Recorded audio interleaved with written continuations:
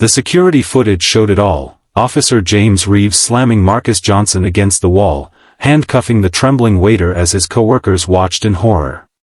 What the officers didn't know was that Marcus wasn't just any server, he was a decorated former police captain, and the woman pointing her finger at him had a history no one had bothered to check. If you're wondering how justice prevailed in this shocking case of mistaken identity, stay with us until the very end. Don't forget to like this video and subscribe to our channel for more incredible true stories of redemption and justice. The Friday night dinner rush at Bella Notte Italian restaurant was in full swing. The clattering of dishes, the hum of conversation, and the occasional burst of laughter created the familiar symphony that Marcus Johnson had grown accustomed to over the past 8 months. At 38, Marcus moved with practiced efficiency between tables, balancing 3 plates of steaming pasta on one arm while keeping his smile firmly in place. His dark hair was neatly trimmed, and despite the exhaustion that occasionally shadowed his eyes, he maintained the professional demeanor that had earned him the respect of both customers and coworkers. "Here we are," Marcus said, setting down a plate of fettuccine alfredo in front of a middle-aged woman with platinum blonde hair. "And the chicken parmesan for you, sir. Can I get you anything else?" The couple shook their heads, and Marcus moved on to his next table, where a family of 4 was waiting to order. As he jotted down their selections, his mind briefly wandered to his daughter, Lily. At 12 years old, she was spending the evening with Mrs. Patel from next door, a kind widow who had become something of a surrogate grandmother to Lily since they'd moved to Riverdale. 8 months ago, Marcus wouldn't have imagined himself here, wearing an apron and memorizing daily specials. Back then, he'd been Captain Marcus Johnson of the Westbrook Police Department, a decorated officer with 15 years on the force. But life had a way of upending even the most stable foundations. His wife Sarah's battle with cancer had been brief and devastating. Within 6 months of her diagnosis, Marcus found himself a widower and single father to a grieving daughter. The medical bills had piled up despite their insurance, and the memories in Westbrook became too painful to bear. A fresh start seemed the only way forward, so they'd packed up and moved to Riverdale, a smaller town about 3 hours away. Here, no one knew him as Captain Johnson. He was just Marcus, the new waiter at Bella Notte who was good with customers and never complained about staying late. The pay wasn't great, but the flexible hours allowed him to be there for Lily, and that was what mattered most. "Marcus, table 7 needs their check," called Elena, the hostess, pulling him from his thoughts. "On it," he replied, quickly making his way to the register. As he printed the receipt, he noticed a woman being seated at table 12 in his section. Something about her seemed vaguely familiar, but he couldn't place her. In his line of work, both former and current, he encountered too many faces to remember them all. Marcus approached the table with his standard greeting. "Good evening, welcome to Bella Notte. My name is Marcus, and I'll be your server tonight. Can I start you off with something to drink?" The woman looked up, her heavily made-up eyes narrowing slightly as she studied his face. She was in her early 30s, with long auburn hair and manicured nails that tapped impatiently against the menu. "Just water," she said curtly, continuing to stare at him with an intensity that made him uncomfortable. "Of course. I'll be right back with that, and give you a moment to look over the menu." As Marcus walked away, he couldn't shake the feeling that something was off. The woman's gaze followed him across the restaurant, and when he returned with her water, her demeanor had shifted from merely cold to openly hostile. "Have you decided what you'd like to order?" he asked, maintaining his professional smile. "I'll have the mushroom risotto," she said, handing him the menu without making eye contact. "And make sure it's actually hot this time." "This time?" Marcus asked, confused. "I'm sorry, have you dined with us before?" The woman's lips curled into a smirk. "Don't pretend you don't remember me." Marcus hesitated, searching his memory. "I'm sorry, ma'am, but I don't recall serving you before. If there was an issue with your meal previously, I'd be happy to make sure everything is perfect tonight." "Whatever," she muttered. "Just get my order in." Throughout the meal, the tension only escalated. The woman complained that her risotto was undercooked, then overcooked when he brought her a fresh plate. She claimed her water tasted funny and demanded to speak to a manager when Marcus suggested he could bring her bottled water instead. Elena, who had been watching the interaction with concern, approached him at the service station. "What's going on with table 12? She looks like she's about to explode." Marcus shook his head. "I have no idea. She seems to think we've met before, but I can't place her. And nothing I do is right. Want me to take over?" "No, it's fine. I've dealt with difficult customers before." What he didn't say was that he'd handled armed suspects in hostile situations as a police officer. An unhappy diner was well within his capabilities. When it came time for the bill, the woman examined it with exaggerated scrutiny before slapping down her credit card. Marcus processed the payment and returned with the receipt for her signature. "Is there anything else I can help you with tonight?" he asked, his customer service voice firmly in place despite his growing weariness. The woman stood up, gathering her purse. "You really don't remember me, do you?" Before Marcus could respond, she raised her voice. "This man harassed me. He followed me to my car last week and tried to get in." The restaurant fell silent, all eyes turning toward their table. Marcus felt his heart rate spike, the familiar rush of adrenaline that came with unexpected confrontation. "Ma'am, there must be some mistake," he said quietly, aware of the audience they now had. "I've never seen you before tonight." "Liar," she shouted, backing away from him. "He threatened me when I rejected him. Said he knew where I lived." Marcus raised his hands in a placating gesture, his police training kicking in. "Ma'am, please calm down. I think you're confusing me with someone else."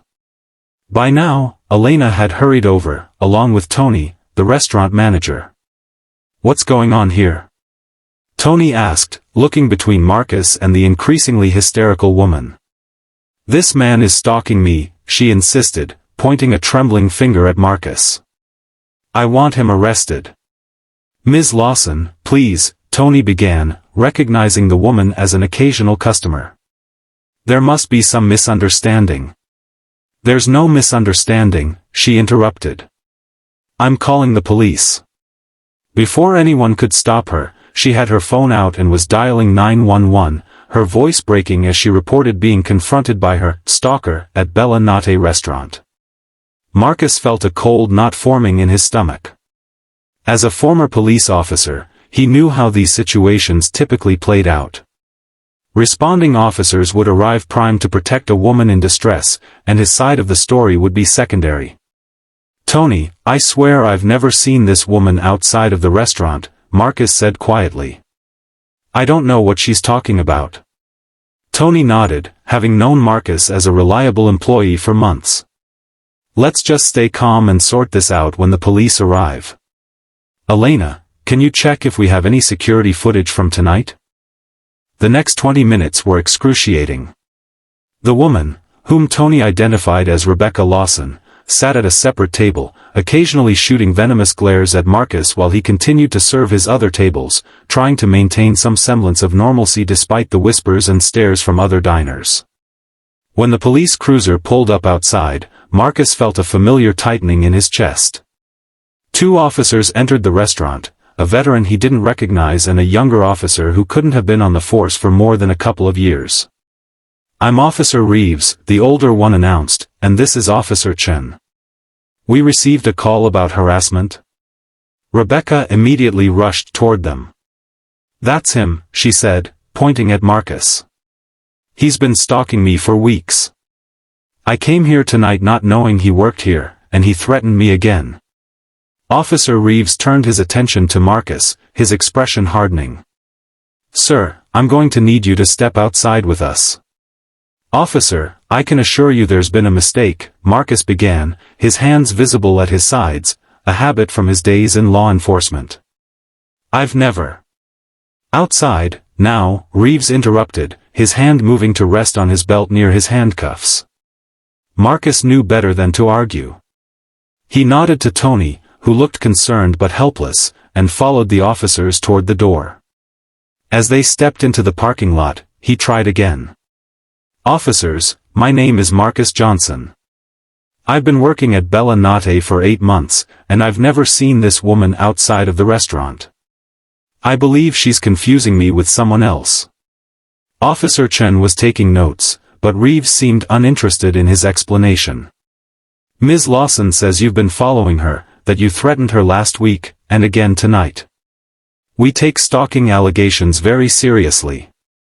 "I understand that, but—" "Turn around and place your hands against the wall," Reeves ordered, his patience clearly wearing thin. Marcus hesitated, the injustice of the situation momentarily overwhelming his better judgment. "Officer, please. I'm a single father. My daughter is waiting for me at home. Can we please just talk about this reasonably?" It was the wrong thing to say.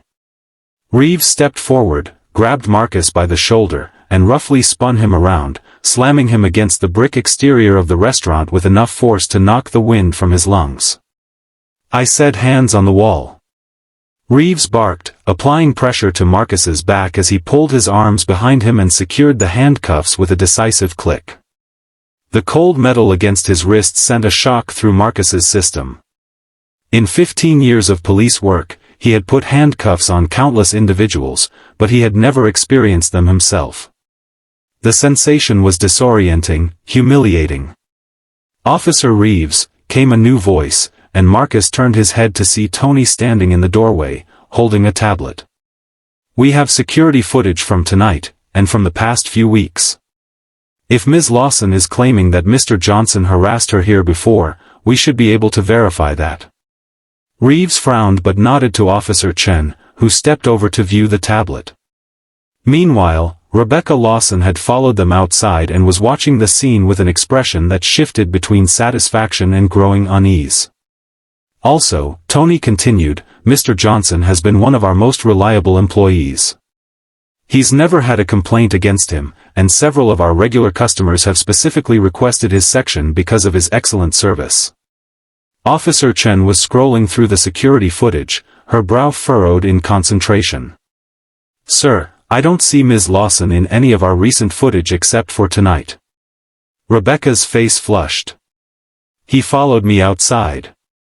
In the parking lot where there aren't any cameras." "We have parking lot cameras too," Tony replied calmly, taking the tablet back and switching to a different feed. "Covering every angle." As the officers reviewed the footage, Marcus remained against the wall, the handcuffs digging into his wrists. His mind raced with concerns about Lily. What would happen if he didn't make it home tonight? Would Mrs. Patel know what to do? And what about his job? Even if this misunderstanding was cleared up, the damage to his reputation might already be done. "Ms. Lawson," Officer Chen said finally, "the footage doesn't support your claim that Mr. Johnson has interacted with you before tonight. In fact, it shows that he's been nothing but professional during your meal, despite what appears to be provocative behavior on your part." Rebecca's composure began to crack. He must have followed me somewhere else then. I know it was him." "Do you have any evidence of these encounters?" Reeves asked, his tone noticeably less certain now. "Photos, messages, witnesses?" I know what I saw," she insisted, but her voice had lost its conviction. Officer Chen stepped closer to her partner and spoke in a low voice, but Marcus could still hear her. "Sir, I ran her name through the system. Rebecca Lawson has filed similar complaints against 3 other men in the past year. None resulted in charges, and the last one came with a warning about potential false reporting." Reeves's expression darkened, but this time his anger wasn't directed at Marcus. He turned to Rebecca. "Ms. Lawson, making false reports to police is a serious offense. If you're not being truthful with us, I want to speak to a different officer," Rebecca demanded, her voice rising hysterically. "You're not taking me seriously because I'm a woman." By now, a small crowd of restaurant patrons had gathered near the entrance, watching the drama unfold. Among them, Marcus spotted Elena, who was holding up her phone. "Officers," she called out, "I think you should see this." She approached and showed them her screen, which displayed a social media profile. "This is Rebecca Lawson's Facebook page. Look at her post from 3 days ago." The officers leaned in to read, and Marcus saw Reeves's jaw tighten. The officer turned back to Rebecca, who had gone pale. "Ms. Lawson, did you post, and I quote, 'Can't wait to take down another entitled man who thinks he can ignore me'? Bella Nate's about to lose their favorite waiter?" Rebecca's mouth opened and closed, no words emerging. Her eyes darted around, looking for an escape route. "Officer," Marcus said quietly, "would you mind removing these handcuffs now?" Reeves hesitated, then nodded to Chen, who stepped behind Marcus and unlocked the restraints. As the pressure released from his wrists, Marcus rolled his shoulders, trying to ease the discomfort. "Mr. Johnson, I apologize for the misunderstanding," Reeves said stiffly, not quite meeting Marcus's eyes. "We have to take all allegations seriously, but it appears Ms. Lawson's claims were unfounded." "I understand," Marcus replied, rubbing his wrists where the handcuffs had left red marks. "You were doing your job." Reeves seemed surprised by his response, studying Marcus more carefully now. "Have we met before? You seem familiar with police procedure." Marcus considered his options. He had left his police career behind for a reason, wanting a fresh start away from the constant reminders of his past life with Sarah. But in this moment, perhaps his experience could help resolve the situation more effectively. "I was Captain Marcus Johnson with the Westbrook Police Department until 8 months ago," he said quietly. 15 years on the force. The effect of his words was immediate. Both officers straightened, their expressions shifting from professional detachment to something approaching respect tinged with embarrassment. "Captain Johnson?" Reeves repeated. "I attended a training seminar you gave on de-escalation techniques 3 years ago at the state conference." A flicker of recognition crossed Marcus's mind. "Officer Reeves, yes, I remember now. You asked some thoughtful questions about approaching domestic disturbance calls." The absurdity of the situation, being handcuffed by an officer who had once taken notes at his lecture, might have been amusing under different circumstances. Now, it just underscored the strange turns his life had taken. "Ms. Lawson," Officer Chen said, turning her attention back to Rebecca, who looked increasingly uncomfortable, "we need to have a serious conversation about filing false police reports. This is your 4th incident, and this time there's clear evidence of premeditation." As Chen led Rebecca toward the police cruiser, Reeves lingered, clearly struggling with what to say. "Captain, Mr. Johnson, I want to apologize for how I handled this situation. I should have gathered more information before taking action." Marcus nodded, accepting the apology without comment. The truth was, he understood the pressures officers faced, the split-second decisions and the constant balancing act between caution and action. He had made his share of mistakes on the force as well. "If you don't mind me asking," Reeves continued, "why Riverdale? And why?" He gestured toward the restaurant. "This?" The question wasn't asked with judgment, but with genuine curiosity. Marcus glanced back at Bella Nate, where Tony and the staff were trying to restore order and calm the remaining customers. "My wife died," he said simply. "Cancer. We had a lot of medical debt, and my daughter needed a fresh start. So did I." Riverdale seemed like a good place to rebuild. Reeves nodded, a flash of empathy crossing his weathered face. "Riverdale PD could use someone with your experience, if you're ever interested in getting back into law enforcement." Marcus offered a small smile. "I appreciate that, but for